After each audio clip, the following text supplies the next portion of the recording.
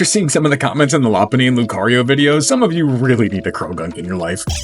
We're rating them all, and we must be back in Hoenn because CROAGUNK is yet another slow, frail mixed attacker. Okay, it's not that slow, but still. I'm really not a fan of its poison fighting typing. Sure, it has a surprising amount of resistances and even an immunity with dry skin, but the weaknesses that it does have are very common. Its move pool is really not very good in Gen 4. The only stab moves it gets are Poison, Sting, and Revenge, which does get a little better in Gen 8, having Venoshock than much earlier Sucker Punch and Poison Jab. It's just sadly not strong enough to avoid being heavily outclassed by the time it finally evolves. 2.5 stars. And you can't get it until after the 3rd or 4th gym depending on the version of Sinnoh, but shockingly you can before the 2nd in Kalos and the 3rd in Galar. But as a version exclusive, so that will bring its average down to 4 stars. And CROAGUNK is based on the Poison Dart Frog with inspiration from historical Japanese martial arts, so nothing too amazing, but it is pretty cool. 3 stars. But its design is so goofy. I do think the Sarashi, I hope I'm saying that right, is a cool detail to show its fighting type, especially with the gender difference, even if it is very slight, and the different colored poison finger is a nice touch. But the dopey eyes and creepy smile really don't do anything for me. It has nice elements to it, but as a whole, it's not bad, but it's okay at best. 3 stars. Landing CROAGUNK with a final score of 3.125 stars overall, which is somehow still in the Sinnoh bottom 5.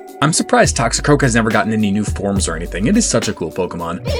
We're rating them all, and I just wish it was a bit better. Its stats are all decent, 106 attack and good enough speed and HP and even special attack, but it is a bit frail. And its typing is also kind of a double-edged sword. It has plenty of resistances and even an immunity with the right ability, but it also has very common weaknesses. Its move pool in Gen 4 wasn't anything too crazy. Sucker Punch and Poison Jab are nice, but holy crap, this thing gets some amazing TMs. It was really fun to use in my fighting only run of Diamond, and this part doesn't affect the ranking, but so many other fighting types just are better options. 4 stars. But its evolution level does warrant us looking at a possible penalty. Drapion avoided one because of how late you get Skorupi anyway. Its evolution level didn't really matter, but sadly the same can't be said for CROAGUNK, who is surprisingly available early in most regions. So yeah, having to grind your weak CROAGUNK like anywhere from 15 to 30 levels or so is going to constitute half a star penalty. 3.5 stars. However, I do think that toxicroak's concept does become more interesting. It is similarly based on the Poison Dart Frog with some Japanese martial arts notes, but now it adds to that with the poison pumping knuckle claws, which seems to be inspired by the hairy frog, which breaks its own bones through its skin to use as a weapon.